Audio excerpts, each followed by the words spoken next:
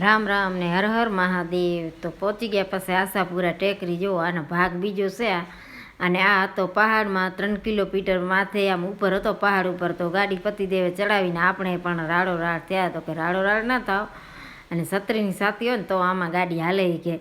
અને જુઓ ને તો તમે એવો નજારો હતો, લોકેશન તો એવો સારો હતો તો પણ બીકે એવી લાગતી હતી હો ભાઈ। આમ ચારીકોર ખાઈ અને વચ્ચેથી આપણો રોડ જાય।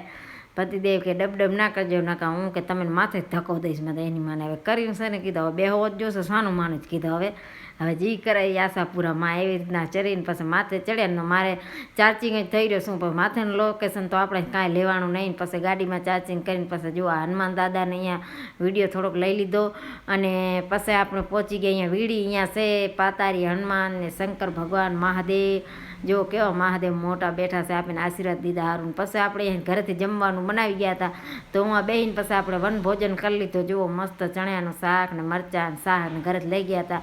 પછી છોકરા કે હવે ઠંડો ઠંડો પપ્પા કાંઈક ખવડાવું, તો કે હાલો આઈસ્ક્રીમ। અહીંયા પછી આઈસ્ક્રીમ ખાઈ લીધી ને પછી આ સાસ દેવાની હતી મારા દેરના છોકરાને અહીંયા રહેશે। પછી સાસ લેવા આવ્યો હતો ને મારા છોકરાને અહીંયા રોકાવતો, પછી એ રોકાઈ રહ્યો।